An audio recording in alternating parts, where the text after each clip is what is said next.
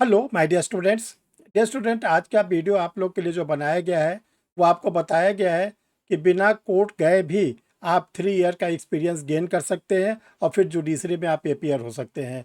जैसा आप जानते हैं कि ऑनरेबल सुप्रीम कोर्ट ने 20 मई 2025 को अपने एक बहुत ही महत्वपूर्ण केस में ये डिसाइड किया था कि अब सिविल जज की वैकेंसी वही कैंडिडेट भर पाएगा जो लॉ ग्रेजुएट के बाद 3 साल की प्रैक्टिस करेगा।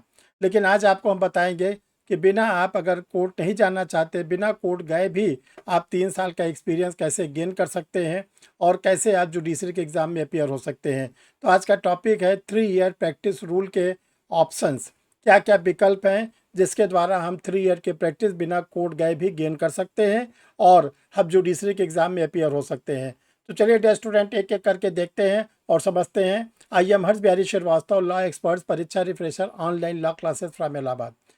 डियर स्टूडेंट, आप लोग के बेनिफिशरी के लिए, आप लोग के क्या नाम है, ताकत देने के लिए सर कोई ना कोई वीडियो आप लोग को बनाते हैं, आपको समझाने के लिए, आपको बूस्ट करने के लिए। तो आप लोग वीडियो को देखा करिए, उसमें कमेंट लिखा करिए, जो भी आपके अपने विचार हों उसको ज़रूर वीडियो में बताया करिए। जब आप लोग के कमेंट्स आते हैं, हम एक एक लोगों के आंसर देते हैं, तो उस कमेंट के थ्रू भी हम आपको बहुत सी बातें एक्स्ट्रा भी बता देते हैं। जिन लोगों ने अभी तक परीक्षा रिफ्रेशर यूट्यूब चैनल को नहीं सब्सक्राइब किया, सब्सक्राइब कर लें, क्योंकि बिना क्या नाम है, आपको ये चैनल अगर आप नहीं सब्सक्राइब करते तो जो इसकी एक्स्ट्रा बेनिफिट है वो आप नहीं पा पाएंगे। तो चैनल को सब्सक्राइब कर लें, घर बैठे फ्री ऑफ कास्ट आपको ढेर सारी लीगल इवेंट्स के बारे में जानकारी मिलती रहेगी। तो डियर स्टूडेंट, देखिए अब क्या क्या है चीज़, एक एक चीज़ को बड़े ध्यान से देखिए। जैसे आपके एलएलबी कंप्लीट हो, चाहे आपके 3 ईयर्स एलएलबी कंप्लीट हो, चाहे 5 ईयर के एलएलबी कंप्लीट हो, ये कहा गया कि एलएलबी कंप्लीट होती है तो आप क्या करोगे, सबसे पहले इनरोलमेंट कराइएगा। इनरोलमेंट कहाँ कराएंगे? बार काउंसिल ऑफ स्टेट में। जिस राज्य में आप रहते हैं उस राज्य के बार काउंसिल में जाकर आप एलएलबी के बाद अपना इनरोलमेंट करा सकते हैं। एक तो ये चीज़ ध्यान रखिएगा। दूसरा, आपका अगर एग्ज़ाम कंप्लीट हो जाता है या आप एयरिंग है, लास्ट सेमेस्टर में है, तो ऑनरेबल सुप्रीम कोर्ट ने पिछले साल ये अलाउ कर दिया था कि जो फाइनल के स्टूडेंट है, लास्ट सेमेस्टर के स्टूडेंट है, वो एआईबी का एग्ज़ाम दे सकते हैं। तो ये ध्यान रखिएगा कि अगर आपके पास चांस मिलता है, एआईबी का एडवर्टीजमेंट आ जाता है, तो ड्यूरिंग एलएलबी यानी फाइनल सेमेस्टर में आप एआईबी का एग्ज़ाम ज़रूर और ज़रूर दे दीजिएगा। और उसके बाद आप जब एलएलबी पास हो जाएंगे तो इनरोलमेंट बार काउंसिल में करा लीजिएगा। यानी बार काउंसिल ऑफ स्टेट में इनरोलमेंट कराना ज़रूरी है। क्यों ज़रूरी है? इसलिए ज़रूरी है कि जिस दिन आपका बार काउंसिल में इनरोलमेंट हो जाएगा, आपको इनरोलमेंट नंबर मिल जाएगा, उस दिन से आपकी प्रैक्टिस स्टार्ट, आपके एडवोकेसी का एक्सपीरियंस स्टार्ट। सपोज करिए आपको 10 जून 2025 को मिलता है, तो 10 जून 2025 से आपकी प्रैक्टिस क्या हो जाएगी, मानी जाएगी कि अब आप एडवोकेट हो गए और आपका एक्सपीरियंस काउंट होना शुरू हो गया। लेकिन ये जो हम लोग को बार काउंसिल ऑफ स्टेट का मिलता है, इसकी वैलिडिटी 2 साल होती है। आपको मांगा गया है 3 साल का, इसलिए आपको एआईबी का एग्ज़ाम निकालना बहुत ज़रूरी है। एआईबी का एग्ज़ाम निकाल लेंगे तो जो आपका 2 साल का स्टेट बार काउंसिल से रजिस्ट्रेशन हुआ है टेम्परेरी फॉर्म में, वो कंटिन्यूअस हो जाता है। ठीक है, तो एआईबी का एग्ज़ाम निकालना ज़रूरी है। अब आप लोग के लिए आ रहा है एआईबी 20। एआईबी 19 तक का एग्ज़ाम हो चुका है, एआईबी 20 आप लोग के लिए आने वाला है। तो एआईबी 20 को बहुत ही सीरियसली, बहुत ही मेहनत करके, बहुत ही ताकत लगा के आपको क्लियर करना है, क्योंकि अब पूरा फ्यूचर आपका इसी से जुड़ा हुआ है। डियर स्टूडेंट, परीक्षा रिफ्रेशर ऑनलाइन लॉ क्लासेस की ओर से आप लोगों के लिए एआईबी 20 के लिए स्टडी मटेरियल तैयार कर दिया गया है, जो डिग्लॉट एडिशन में है, जिसमें प्रीवियस ईयर के सारे क्वेश्चंस दिए गए हैं, एमसीक्यू दिए गए हैं, सारे चैप्टर वाइज दिए गए हैं, लेटेस्ट केस दिए गए हैं, लीडिंग केस दिए गए हैं, आप लोग को प्रैक्टिस सेट दिया गया है। यानी इस गाइड को पढ़ने के बाद फिर एआईबी के क्रैक करने के चांसेस बढ़ जाते हैं। जो स्टूडेंट ऑनलाइन क्लास भी लेना चाहते हैं उनके लिए एआईबी की क्लास भी चल रही है, वो क्लास भी ले सकते हैं। अब देखिए डियर स्टूडेंट, आप लोग के पास ऑप्शन नंबर 1, बार काउंसिल में आपका रजिस्ट्रेशन हो गया, आपका एआईबी क्लियर हो गया, आपका मीटर चलना शुरू। ठीक। अब ऑप्शन नंबर फर्स्ट है लॉ क्लर्क इन हाई कोर्ट। देखिए, हाई कोर्ट में जो लॉ ट्रेनीज होते हैं जिनको लॉ क्लर्क कहते हैं, अगर आप उस चीज़ को ज्वाइन कर लेते हैं, इसका भी कॉम्पिटिटिव एग्ज़ाम होता है, अगर आप क्वालिफाई कर लेते हैं ऑनरेबल जस्टिस के साथ आपको काम करने का मौका मिलेगा, जो लगभग 1 साल का होता है, ठीक। और प्लस आपको स्टाइपेंड मिलेगा, पैसे मिलेंगे, लगभग 30,000 रुपीज़ के आसपास आप लोग को मिलता भी है। अब ज़रा ध्यान से सुनिए, आपने बार काउंसिल में रजिस्ट्रेशन करा लिया और आपका एक्सपीरियंस काउंट, ये आपने लॉ क्लर्क का एग्ज़ाम क्वालिफाई कर लिया, लॉ टेनिस का, ऑनरेबल जस्टिस के साथ आप काम करना शुरू कर दिए, आपका एक्सपीरियंस चल रहा है और लॉ क्लर्क क्या नाम है लॉ क्लर्क भी आप ज्वाइन कर लिए हैं। ऑनरेबल सुप्रीम कोर्ट ने अपने 20 मई के जजमेंट में द ऑल इंडिया जजेस association and others versus union of India में कहा कि जो लॉ क्लर्क के रूप में ज्वाइन करेगा उसका एक्सपीरियंस ब्रेक नहीं होगा, उसकी एडवोकेसी का एक्सपीरियंस ब्रेक नहीं होगा। यानी आपका जो रजिस्ट्रेशन हो गया है बार काउंसिल ऑफ स्टेट में और प्लस आप क्लर्क का जॉब भी कर रहे हैं ऑनरेबल हाई कोर्ट में, आपका एक्सपीरियंस काउंट। अब आप ऑनरेबल जस्टिस के साथ कर रहे हैं, एक तो ये ऑप्शन नंबर 1 है। और सबसे अच्छी बात है कि आपको पैसे भी मिलने लगे शुरू हो जाएंगे, तो जो अनएम्प्लॉयमेंट है वो आपके काफ़ी हद तक दूर भी हो जाएगी। ऑप्शन नंबर 2, ऑप्शन नंबर 2 में कहा गया है कि अगर आप LLM हायर डिग्री का कोर्स लेते हैं, चाहे 1 ईयर का चाहे 2 ईयर्स का, कब?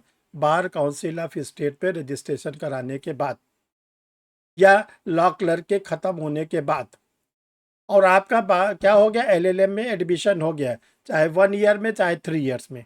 अगर आप 2 साल का, चूँकि 1 ईयर का अभी ऑनरेबल सुप्रीम कोर्ट में केस पेंडिंग है वैलिडिटी को लेकर, अगर आप 2 ईयर्स का करते हैं तो ये कहा गया कि जो आप 2 साल तक LLM करेंगे, ऑनरेबल सुप्रीम कोर्ट ने कहा Tirumala Devi versus Andhra Pradesh and others 2012, सारी चीज़ें हम आपको ऑथेंटिक बता रहे हैं, केस लॉ के थ्रू बता रहे हैं।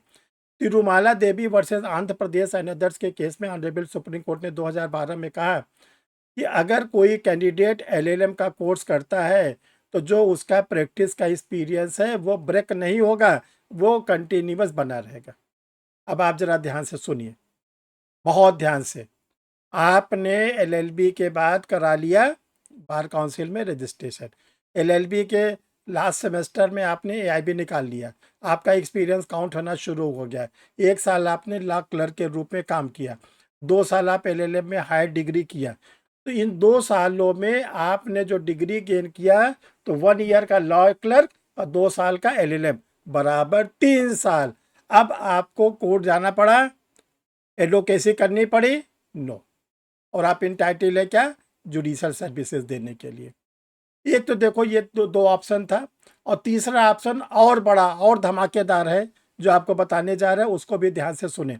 2 ऑप्शन अगर आप लोगों को क्लियर हो गया हो तो आप कमेंट बॉक्स में ज़रूर और ज़रूर अपने कमेंट्स को लिखिएगा, समझिएगा कि कहीं आपको कोई दिक्कत हो वो भी बताइएगा। अगर आपको समझ में आ गया है तो थम्स वगैरह लगा दीजिएगा कि सर आपकी बात मेरे समझ में आ गई। ऑप्शन नंबर 3, ऑप्शन नंबर 3 कहता है कि अगर आप LLB कर रहे हैं, LLB के दौरान ही आप चाहे फर्स्ट सेमेस्टर में हो, चाहे सेकंड सेमेस्टर में हो, चाहे लास्ट सेमेस्टर में हो, यानी कि अभी आपकी LLB नहीं कंप्लीट हुई, लग जाइए चुपचाप आप किसमें, APO की तैयारी करने में, असिस्टेंट पब्लिक प्रोसिक्यूटर की तैयारी करने में लग जाइए। ये क्लास 2 गस्टेड ऑफिसर है, इसमें कोई एक्सपीरियंस नहीं है, सिंपल LLB का इसमें को आपको डिग्री मांगी जाती है। कल हमने लास्ट एक आप लोग को वीडियो इस पे दिया भी था कि आप APO के थ्रू आपके पास क्या है कि आप जुडिशरी में जा सकते हैं। ये कहा गया कि अगर आपने LLB के बाद बार काउंसिल, देखिए बार काउंसिल ऑफ स्टेट में रजिस्ट्रेशन मस्ट है, वो कभी भी छोड़ना नहीं है, AIB के एग्ज़ाम निकालना है, मस्ट है, उसको छोड़ना नहीं है। ये तो क्लियर हो गया। अब आपने APO का एग्ज़ाम दिया, APO के एग्ज़ाम में आप सेलेक्ट हो गए, जितने दिन नहीं सेलेक्ट हो रहे हैं तो वो बार काउंसिल ऑफ स्टेट वाला एक्सपीरियंस तो आपका चल ही रहा है। आपने 6 महीने के बाद APO में सेलेक्ट हो गए, आप साल भर के बाद APO में सेलेक्ट हो गए, 1.5 साल के बाद सेलेक्ट हो गए, 2 साल के बाद सेलेक्ट हो गए, APO ज्वाइन कर लिए।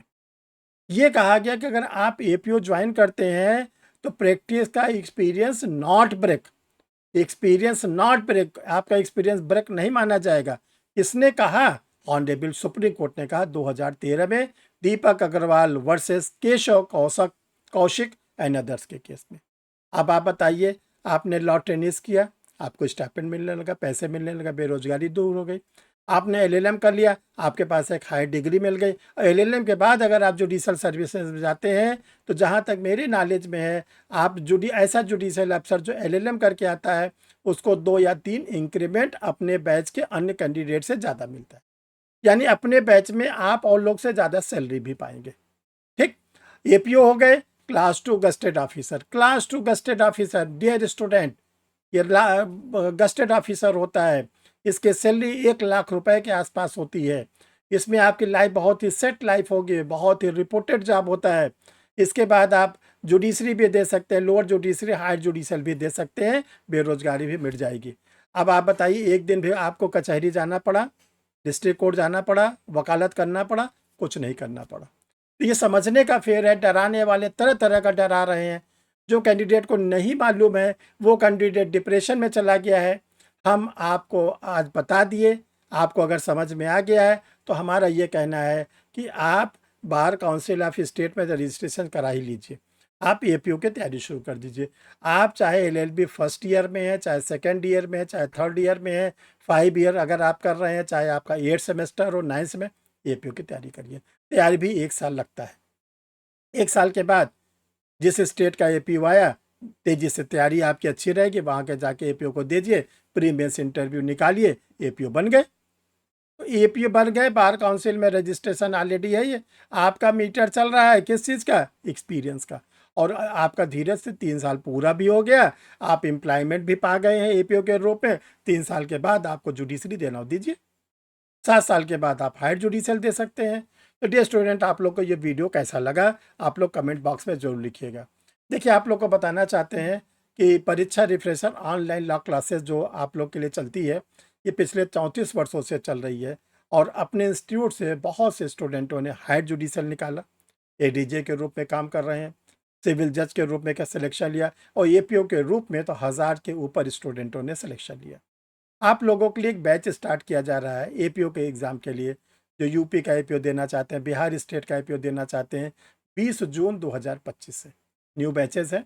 ऑनलाइन मोड पर चलेगा, लाइव क्लासेस मिलेगी, रिकॉर्डेड वीडियो मिलेगा और टेस्ट सीरीज मिलेगी आप लोग को। ये जो बैच का सब्सक्रिप्शन है ये 1 ईयर का है। 1 साल तक आप लोग का कोर्स चलेगा, 2 घंटे के क्लासेस चलेंगे और आपको सारी फैसिलिटीज़ पे मिलेंगे। कैसे बैच को ज्वाइन करें अभी आगे आपको बताते हैं। ध्यान से वीडियो से बने रहें। और आपको ये बताना चाहते हैं कि जो परीक्षा रिफ्रेशर ऑनलाइन ला क्लासेस है उसके द्वारा एथेंटिक नोट्स भी पब्लिश किए जाते हैं अपने स्टूडेंटों के लिए। कौन कौन से नोट्स एपीओ के रिलेशन में निकाले गए हैं इसको आपको बताना चाहते हैं। देखिए, न्यू क्रिमिनल्स लॉ पे ओनली एमसीक्यू, तीनों क्रिमिनल लॉ के एमसीक्यू एक साथ दिए गए हैं। फिर तीनों क्रिमिनल लॉ के नोट्स इंडिविजुअल अलग अलग, बिल्कुल कंप्लीट नोट्स हैं। इसमें एमसीक्यू भी दिया गया है, आप लोग की लीडिंग केस भी मिलेगा, करंट केसेस भी मिलेगा, चैप्टर वाइज मिलेगा, सारे सेक्शन के इंग्रेडिएंट्स मिलेगी, सब आप लोग को इसमें मिलेगा। 3 वॉल्यूम में है। इसके बाद आप लोग के लिए जनरल स्टडीज़ पब्लिश कर दी गई 6 वॉल्यूम में, history, geography, science, polity, economics और इंडियन नेशनल मूवमेंट्स। ये स्टूडेंट, आप लोग जो पब्लिकेशंस का मैटर है वो कैसे मंगा सकते हैं या आप कैसे एपीओ में एडमिशन ले सकते हैं, ये 2 व्हाट्सअप नंबर है। आपको एपीओ में एडमिशन लेना है, 2 व्हाट्सअप नंबर में से किसी भी नंबर पर अपना एक आइडेंटिफिकेशन का कार्ड, चाहे आधार कार्ड चाहे वोटर आईडी का कार्ड सेंड कर दीजिए और लिख दीजिएगा कि मुझे एपीओ का बैच ज्वाइन करना है। आगे की फॉर्मेलिटीज़ आपको व्हाट्सएप पर बता दी जाएगी।